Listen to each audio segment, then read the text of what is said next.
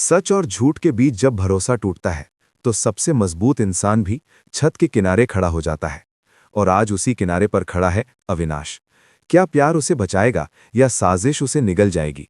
कहानी अब सिर्फ रिश्तों की नहीं बल्कि जिंदगी और मौत की हो चुकी है। सीरियल वसुधा में आज ऐसा तूफान आया है जिसने पूरे घर की नींव हिला दी है। माहौल में घुटन है, हवा में डर है और हर चेहरा सवालों से भरा हुआ है, जैसे कोई अनदेखी ताकत सबको अपने जाल में फंसा रही हो। कहानी वहीं से शुरू होती है जहां सच्चाई और धोखे की दीवारें टूटने लगी हैं। एक तरफ चंद्रिका खड़ी है जिसकी आंखों में आग है, दूसरी तरफ करिश्मा है जिसकी हर चाल में छल छुपा हुआ है। अभी कुछ ही देर पहले करिश्मा ने चंद्रिका की बेल करवाई थी, लेकिन ये कोई एहसान नहीं बल्कि एक चाल थी जिसे चंद्रिका अच्छी तरह समझ चुकी थी। जैसे ही करिश्मा उसके सामने आई, चंद्रिका ने बिना डरे सीधे उसकी आंखों में देखा और कड़वे शब्दों में कहा कि हमें तुम्हारे जैसे इंसान का एहसान मंजूर नहीं। तुमने हमारी बेल करवाई है तो इसका मतलब ये नहीं कि हम तुम्हारे सामने झुक जाएंगे। ये सुनते ही करिश्मा के चेहरे का रंग उड़ गया, लेकिन इससे पहले कि वो कुछ बोल पाती, चंद्रिका ने सामने रखे कागज उठाए और एक एक करके फाड़ दिए। कागजों की चरमराहट पूरे कमरे में गूंज उठी।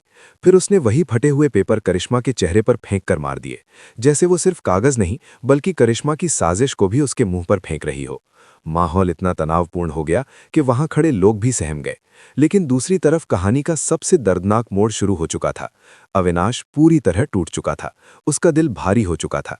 दिमाग में बस एक ही ख्याल घूम रहा था कि अगर वो ही इस दुनिया में नहीं रहेगा तो शायद सब ठीक हो जाएगा। उसकी आंखों में आंसू थे, मन में अंधेरा था और कदम उसे खुद ही छत की ओर ले जा रहे थे। वो धीरे धीरे सीढ़ियां चढ़ता गया।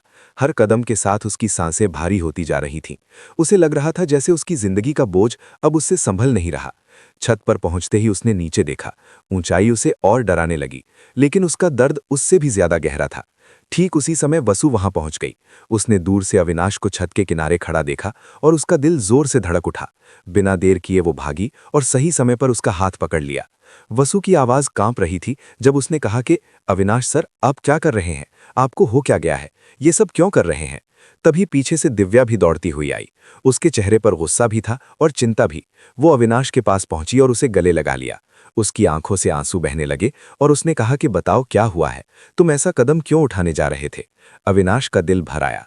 वो कुछ बताने ही वाला था कि तभी देव वहां आ गया। देव ने आते ही कठोर स्वर में कहा कि जो होना था वो हो चुका है। गोली चलनी थी और चल गई। अब तुम क्यों परेशान हो रहे हो? मस्सा को भी बेल मिल चुकी है, वो जेल से बाहर आ जाएंगे। ये सुनकर माहौल और भी गंभीर हो गया। देव ने अविनाश को नीचे ले जाने की कोशिश की। वसु भी उसके साथ थी। सब नीचे आ गए। दिव्या बार बार पूछ रही थी कि आखिर सच क्या है, लेकिन जैसे ही अविनाश कुछ कहने वाला था तभी सारिका वहां आ गई। उसे देखते ही अविनाश के चेहरे पर डर साफ दिखने लगा। उसके दिमाग में एक ही बात घूमने लगी कि घर में कैमरा है, कहीं उसकी हर बात रिकॉर्ड तो नहीं हो रही। ये सोचकर उसने कुछ भी बोलने से पहले खुद को रोक लिया और चुपचाप वहां से उठकर चला गया। उसका मन बेचैन था, कदम लड़खड़ा रहे थे, लेकिन उसने किसी को कुछ नहीं बताया। वसु और देव को अब शक हो चुका था कि कुछ बहुत बड़ा गलत हो रहा है। उन्होंने देखा कि अविनाश के फोन पर बार बार एक ही नंबर से कॉल आ रही है। फोन बजता था और अविनाश डर कर उसे काट देता था। ये देखकर दोनों और भी परेशान हो गए। उन्होंने आपस में बात की कि ये कौन हो सकता है जो उसे इतना परेशान कर रहा है। थोड़ी देर बाद उन्हें पता चला कि ये नंबर किसी और का नहीं बल्कि करिश्मा का है। ये खुलासा होते ही कहानी और भी उलझ गई। अब सवाल ये था कि क्या करिश्मा अविनाश को ब्लैकमेल कर रही है? क्या वो कोई बड़ा खेल खेल रही है? क्या वसु और देव मिलकर सच्चाई तक पहुंच पाएंगे? क्या दिव्या को अपने पति के दर्द का सच पता चलेगा? हर पल नया मोड़ आ रहा था। रिश्ते टूट रहे थे, भरोसा बिखर रहा था और साजिशें गहरी होती जा रही थीं। इस बीच आप भी सोच रहे होंगे कि आगे क्या होगा। क्या अविनाश सच बताएगा या डर के साए में ही जीता रहेगा? क्या करिश्मा का पर्दाफाश होगा या वो और बड़ी चाल चलेगी? कहानी अब इस मोड़ पर आ चुकी है जहां हर पल एक नया धमाका होने वाला है। अगर आप भी इस जबरदस्त ट्विस्ट से जुड़े रहना चाहते हैं तो इस कहानी को ध्यान से देखते रहिए और अपने दोस्तों के साथ जरूर शेयर कीजिए ताकि वे भी इस नाटकीय मोड़ का हिस्सा बन सकें। अब कहानी और भी गहरी होती जा रही है, जैसे कोई अदृश्य हाथ हर रिश्ते को खींचकर अंधेरे की ओर ले जा रहा हो। घर का माहौल पूरी तरह बदल चुका है। पहले जहां हंसी और अपनापन था, अब वहां सिर्फ शक, डर और सन्नाटा पसरा हुआ है। अविनाश अपने कमरे में अकेला बैठा है।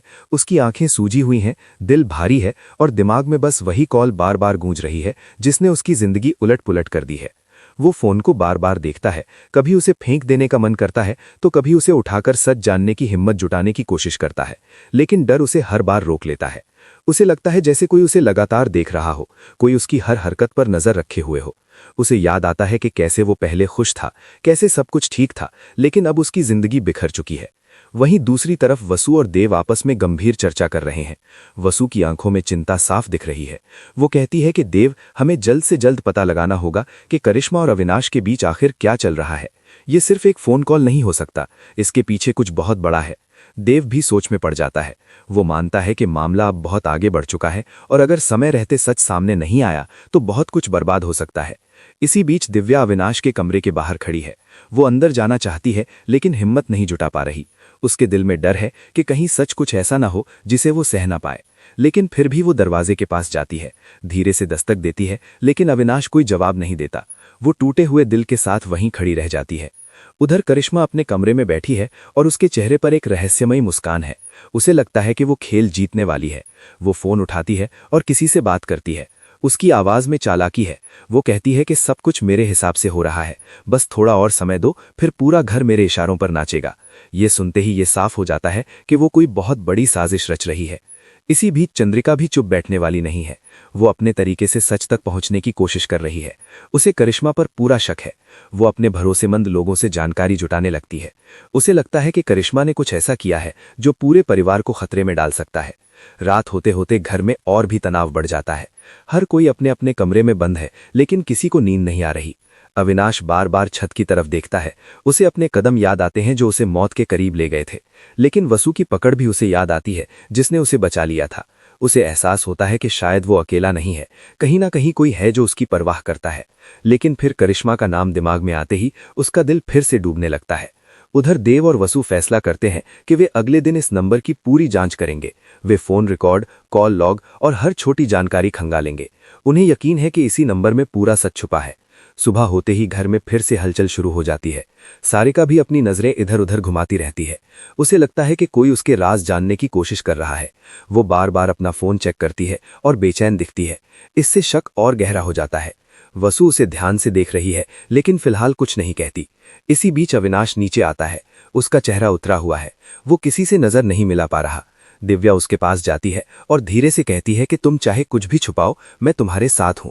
लेकिन अविनाश सिर्फ चुप रहता है। उसकी चुप्पी सब कुछ कह रही है। तभी अचानक करिश्मा भी वहां आ जाती है। उसे देखते ही माहौल और भी तनावपूर्ण हो जाता है। वसु और देव एक दूसरे को इशारा करते हैं। करिश्मा नाटक करते हुए पूछती है कि सब इतने परेशान क्यों हैं, क्या हुआ है? लेकिन उसकी आंखों में छुपी चालाकी साफ दिख रही है। देव सीधे सवाल करता है कि तुम्हें किसी नंबर से अविनाश को कॉल करने की जरूरत क्यों पड़ी? ये सुनते ही करिश्मा थोड़ी घबरा जाती है, लेकिन तुरंत खुद को संभाल लेती है।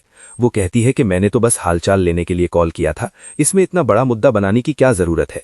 लेकिन वसु को उसकी बातों में यकीन नहीं होता। उसे लगता है कि करिश्मा झूठ बोल रही है। इसी बीच फोन फिर से बजता है। वही नंबर स्क्रीन पर चमक रहा है। अविनाश का चेहरा सफेद पड़ जाता है। पूरा घर सांस रोककर देख रहा है। देव फोन उठाने की कोशिश करता है, लेकिन अविनाश उसे छीन लेता है और काट देता है। इस घटना के बाद सब समझ जाते हैं कि मामला बहुत गंभीर है। रात होते होते कहानी एक नए मोड़ पर पहुंच जाती है। कोई छुपकर घर के बाहर घूम रहा है। किसी की परछाई खिड़की पर नजर आती है। इसे वसु देख लेती है और घबरा जाती है। वो देव को बुलाती है, लेकिन जब तक वे बाहर जाते हैं तब तक वो शख्स गायब हो चुका होता है। इससे ये साफ हो जाता है कि कोई बाहर से भी इस पूरे खेल में शामिल है। अब सवाल यह है कि क्या वसु और देव समय रहते सच तक पहुंच पाएंगे? क्या अविनाश अपने डर पर काबू पाकर सच बताएगा? क्या करिश्मा की साजिश उजागर होगी या वो सबको धोखे में रखकर जीत जाएगी? कहानी अब ऐसे मोड़ पर आ चुकी है जहां हर पल एक नया ट्विस्ट खुल सकता है। अगर आप भी जानना चाहते हैं कि आगे क्या होगा, कौन जीतेगा और कौन हारेगा, तो इस कहानी से जुड़े रहिए। अपने दोस्तों और परिवार के साथ इस रोमांचक सफर को शेयर कीजिए ताकि वे भी इस दिल दहला देने वाले ट्विस्ट का अनुभव कर सकें। अब कहानी अपने सबसे खतरनाक और निर्णायक मोड़ पर पहुंच चुकी है।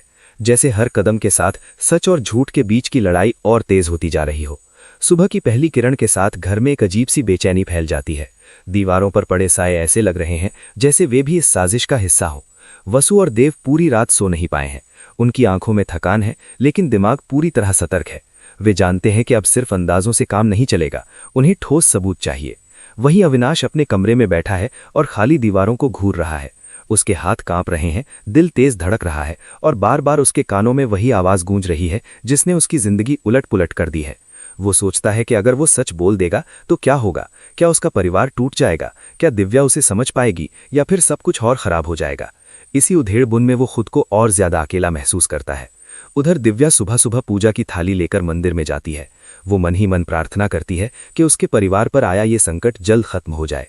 उसकी आंखों में आंसू है, लेकिन दिल में उम्मीद भी है कि कहीं ना कहीं सच्चाई सामने जरूर आएगी। जैसे ही वो लौटती है, वो देखती है कि करिश्मा पहले से ही हॉल में बैठी हुई है और बड़े आराम से चाय पी रही है। उसके चेहरे पर कोई शिकन नहीं है, जैसे उसे किसी बात की परवाह ना हो। ये देखकर दिव्या के मन में शक और गहरा हो जाता है। वो सोचती है कि ये औरत इतनी शांत कैसे रह सकती है जब पूरा घर उथल पुथल में है। वहीं सारिका भी बार बार अपना फोन चेक कर रही है। उसके माथे पर पसीना है और आंखों में बेचैनी। वो बार बार इधर उधर देखती है, जैसे किसी के आने का इंतजार कर रही हो।